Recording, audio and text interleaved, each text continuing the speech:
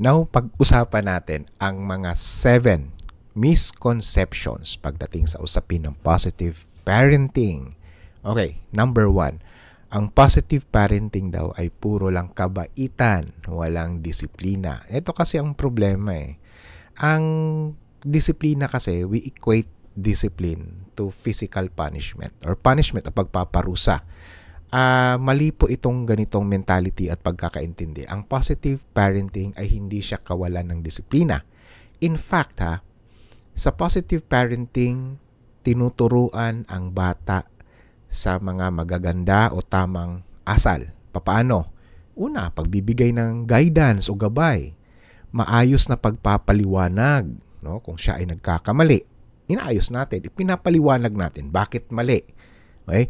Number 3, dapat mayroong consequence. Hindi siya parusa. Ayoko siyang tawaging parusa, kundi consequence. Consequence ng kanyang kamalian, no? Hindi layunin nung positive parenting na takutin o nakabase sa pananakot or fear. Kung hindi, ang layunin ng positive parenting ay ang pagtuturo na kung ano yung tama. Ibig sabihin, you have to teach and train the child. Okay, number 2 na misconceptions ay hahayaan mo na lang daw yung bata, no? Kaya sila nagiging spoiled. Of course, maling akala po ito, no?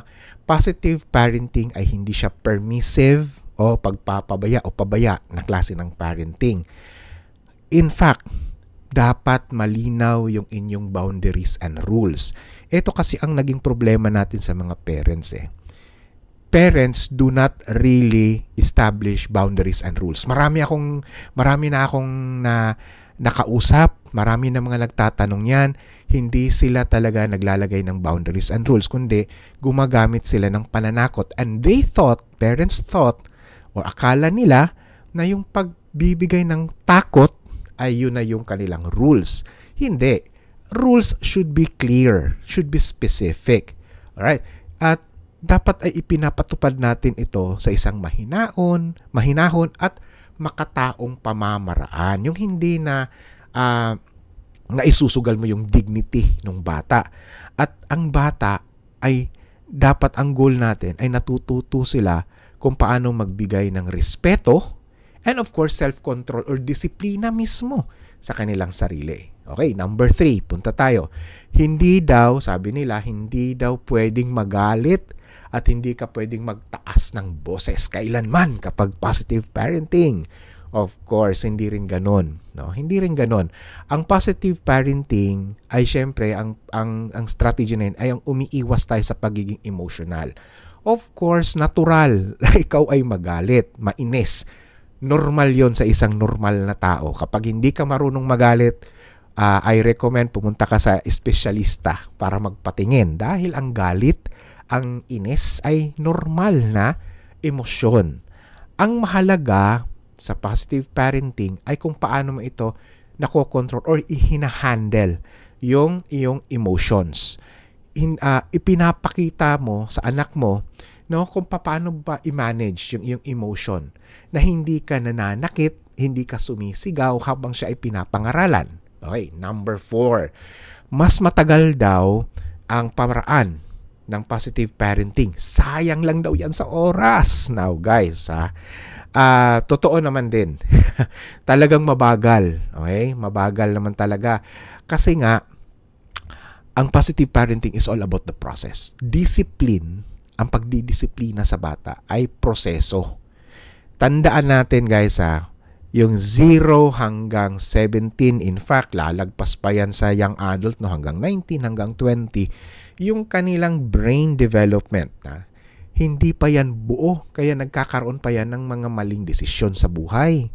Huwag nating asahan na yung 2 years old mong anak, kapag pinagalitan mo, binigyan mo ng pagpaparusa, minsan 6 years old, 10 years old, ayos na, magiging ano na yan, straight na yan. Hindi. Kasi, ano yan nagkakamali kasi nga yung kanilang brain development hindi pa yan fully developed, no? Ang pamamaraan talaga ng positive parenting ay medyo pangmatagalan kasi nga pangmatagalan din naman kasi ang epekto nito. Ibig sabihin long term ang effect nito. Ang takot o fear ay isang temporary event lamang, panandalian, na susundin lang ng bata yung iyong pananakot kasi nga, ano lang siya, takot lang siya. Temporary feeling lang yung takot, mawawala din yan. Pero, hindi siya natututo. Ano ba yung tama? Ano ba yung mali?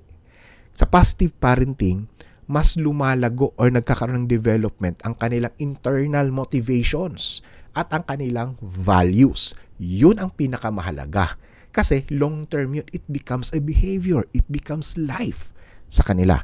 Okay, punta tayo. Number 5 naman ay sinasabi ng marami, ay naku, yung positive parenting mo, para lang yan sa mga maliliit na mga bata. Ay, hindi yan totoo. No? Hindi yan totoo. Fake news po yan. Na, ang positive parenting ay para po sa lahat ng edad ng mga bata, kahit na po mga teenagers. Okay? From 0 hanggang 17 years old, applicable po yan. No? Kailangan lang dapat ay mag-a-adjust tayo ng approach habang sila ay nagmamature or depende yan sa maturity ng bata or development stage ng isang bata. Okay. Punta tayo guys sa number 6. Okay, number 6, walang consequences daw na binibigay kapag may maling nagawa yung bata kapag positive parenting. Maling-mali po yun. Okay? Meron po siyang consequences. Pero, hindi lang ito physical punishment. Hindi ito nakasentro doon sa pagpaparusa. Mas binibigyan natin ng diin ang tinatawag nating natural or logical consequences. Halimbawa, hindi niya inayos yung kanyang gamit. O syempre, hindi niya mahanap yung kanyang gustong hanapin. O kaya, hindi nag-aral ng mabuti, bumagsak. O kaya, nambabastos dun sa school. Pinagalitan ng teacher. Yun ay mga natural consequences. Ano bang nangyayari ngayon? Pinagalitan ng teacher dahil maingay dun sa classroom. Anong ginawa ng parent? Anong ginawa ng nanay? Na sinugod yung teacher. Inaway yung teacher. Anong ginawa? Sinalo niya ang problema ng kanyang anak. Ang consequence dapat ng kanyang anak. Now, to parents, huwag niyong saluhin. Ganun ang problema natin eh. Tapos ngayon, nagrereklamo tayo. Hindi nabibigyan ng consequence. Mismo tayo, parents. We are the ones who did not allow or give the chance to our children to experience the consequences. Okay, punta tayo. Panghuli, number 7. Masyado naman daw kasing modern ang positive parenting, no? Hindi yan gaya ng mga nakasanayan nating pagpapalaki. In fact, guys, yung positive parenting, yun talaga yung modern. Ha? Bakit modern? Okay. Kasi nakabase ito sa mga research o mga pag-aaral. Teka muna, mahalaga ba yung mga research na yan? Totoo ba talaga yan? Kaya nga nag-aaral nga tayo. Sabi ko nga palagi sa mga magulang na hindi naniniwala sa mga scientific research. Kung ikaw ay hindi ka naniniwala, ba't mo pinaaral yung anak mo? Because everything that is being taught in school are based on science.